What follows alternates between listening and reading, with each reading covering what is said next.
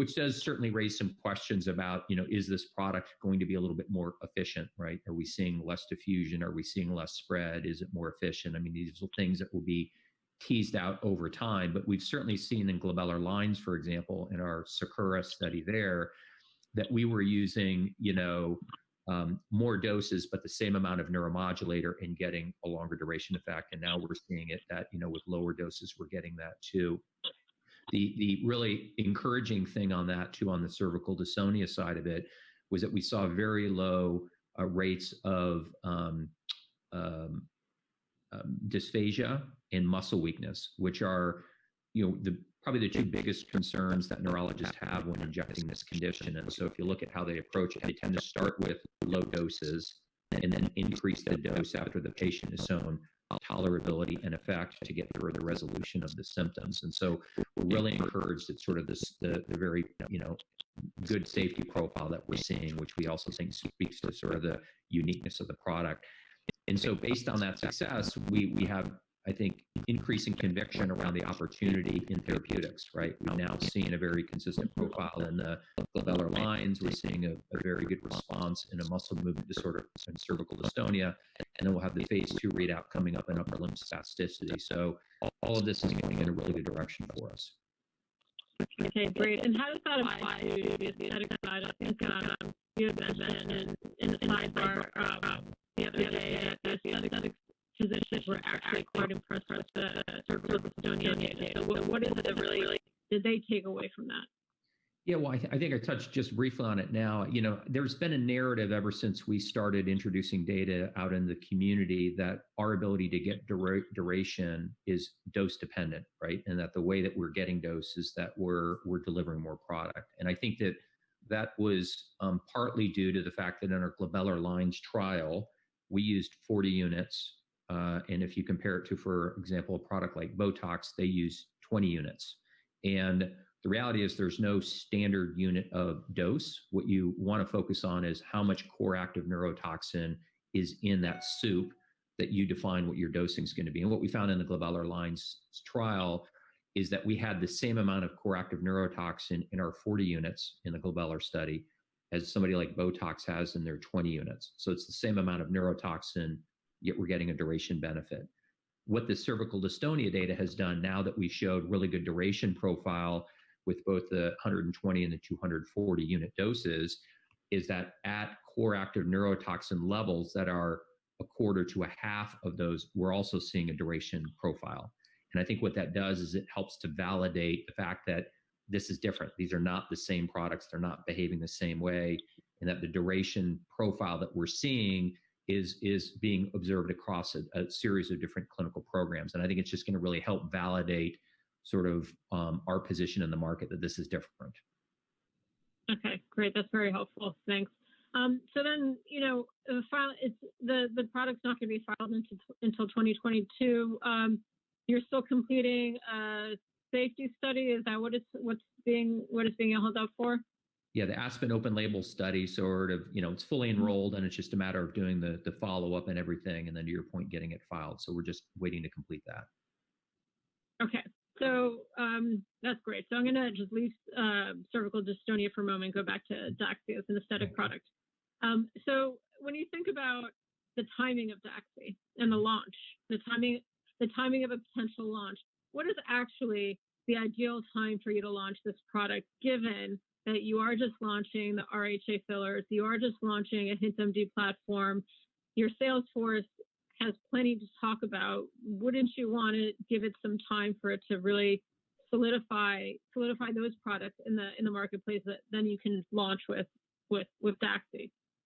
Yeah, so great point. I mean, certainly, ideally, whenever you have a new product launch, because of everything that's involved from training and education to account prospecting to then getting them onboarded to leaning into some of the brand awareness pieces, having a little bit of a separation between the launch of products makes a lot of sense. We had originally planned for the RHA line of fillers to launch in April. That got pushed to September, which clearly was starting to bump up against the Daxi or our neuromodulator launch.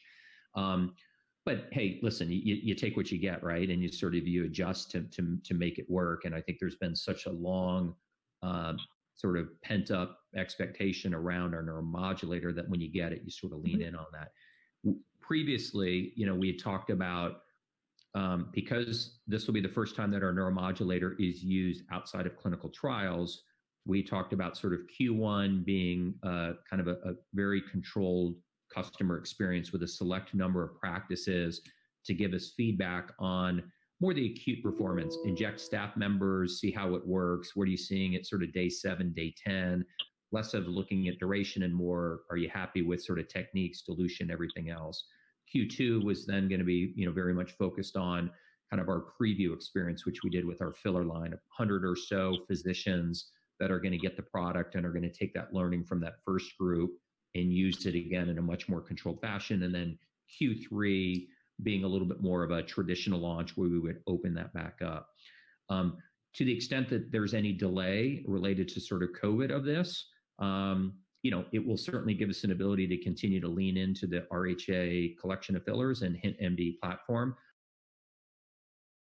And then I think we would give thought to, is there any ability to compress sort of that, launch strategy that we had originally laid out? And because we had been sort of very thoughtful and methodical in that, we've got some time to sort of figure out how we sequence all of those. But you are right.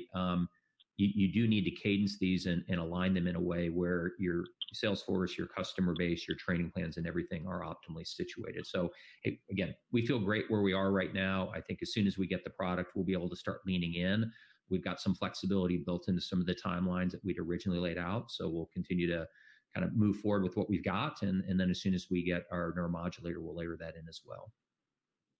Okay. Is there any damage to you having the marketplace wait a little bit longer, given that there was so much anticipation for this product? Well, again, I'd like to come back. I mean, we're still PDUFA date's November 25th, and so we're still, cautiously. Well, we're still hopefully optimistic, right? But hey, listen, I think the RHA line of fillers are standing on their own. I mean, it's a great product line. It's less engineered. It's very natural looking. Accounts tend to carry more than one line of filler. And I think that this is a really good product that's doing well in the marketplace. And, from our Q3 launch, we're being very select and focused. So there's still a lot of opportunity for us to roll this out to prestige accounts that like the story, like the positioning, like the fact that we don't allow advertising to take place. And we're also very early on in the HintMD side of it. And so while our neuromodulator clearly carries a lot of interest and people are, I'm sure, going to want to lean in because of that, there's a lot of room still to run on the fillers alone, and they're performing very well in the marketplace. Okay, so let's move to the fillers, because this past quarter, obviously you had just a few weeks of sales there, but you already recorded some sales. So, and not a bad amount. 2.5 for 3 weeks is not bad. So tell us what you're hearing from physicians regarding its performance and the versatility, and whether the administration of the product is a leap from other fillers, or generally they have a good sense of how to work with it. Yeah, so great question. Again, we're being very focused and targeted, because just like with the neuromodulator, even though there's a much longer history of these products being used internationally, when you bring them into the US, there's going to be sort of different approaches in terms of how they think about, filling volumes and where they put product and how they go about it. And so we've tried to be very thoughtful in working with these different accounts. I think what we're hearing from accounts is, listen, it's very easy to inject. We do like the fact that